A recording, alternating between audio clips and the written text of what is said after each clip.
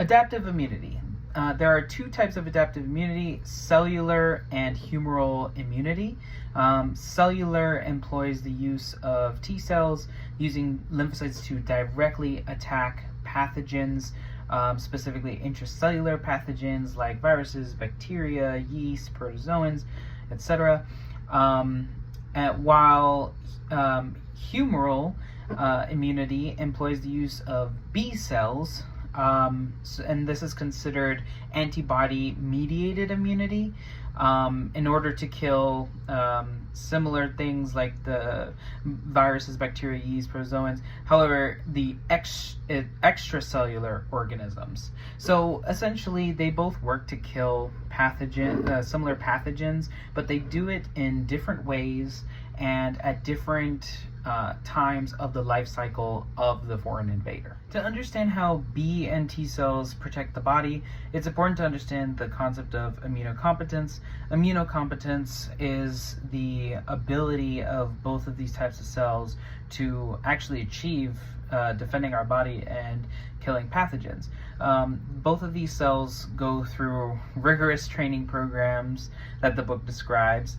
And even though our bodies make millions of these types of cells, only about 2 to 3% of T cells actually make it to immunocompetence, and 10% of B cells make it to immunocompetence. Essentially, they both come from the bone marrow, and from the bone marrow they have differences. For example, T cells leave the bone marrow immature and they go to the thymus, and the thymus is where they go through the positive selection and the negative selection, essentially just making sure that they can both, one, identify pathogens and have the receptors, but two, to also make sure that they don't attack local antigens to have problems such as like autoimmune diseases.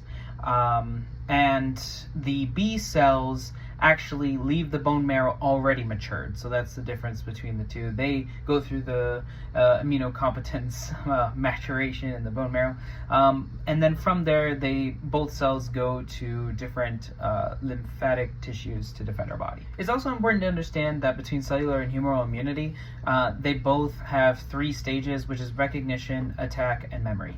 Alright, so now I'm going to discuss how cellular immunity and humoral immunity defend our bodies by finally incorporating my lovely drawing here. I'm going to start with cellular immunity, which this here is an APC, or an antigen presenting cell. With cellular immunity here, this is a cytotoxin T cell. The important part is to understand that these are the only ones that directly attack pathogens. So what they'll do is they will, the APC has an important role of essentially notifying that there's a disturbance in the force, essentially. And these cells work to directly attack by first binding to the APC with these proteins here. The red is indicating the MHC protein, which is huge in identifying foreign antigens and the attachment of the cells. What's important to understand is the moment that foreign antigens are recognized by the APCs and this attachment happens, the T cells undergo rapid mitosis. So here I'm showing TC cells, which are just the cytotoxic cells that directly attack a pathogen, which is displayed right here, again binding to the site of where this foreign invader shows their foreign antigen. And then here, the reason I highlighted this portion is because the helper cells, while they don't attack directly these foreign invaders, they're crucial in essentially attaching to the APCs and releasing chemical messengers that send signals, so like cytokines, that send signals to other immune cells like macrophages and whatnot to kill off the thing. So this is more of a direct attack, whereas the helper cells will essentially call for help of somebody else to come kill the cell. And then the other things that are created here are memory or TM cells. These memory T cells are also an important factor of cellular immunity, because this is what allows the body to essentially remember this attack for it to perform better if it ever gets attacked by the same pathogen again. Another important type of T cell is the regulatory T cell as well. So the cytotoxic T cells, these are the ones that directly attack, but when an infection is essentially beaten or a pathogen is destroyed, we don't want this continued mitosis to occur. So they have regulatory T cells to stop the mitosis and essentially just return the body back to normal state once the infection is beaten. All right, so now we're going to talk about humoral immunity. This part of the immune system deals with fighting pathogens in extracellular spaces, bodily fluids, before they enter a host cell.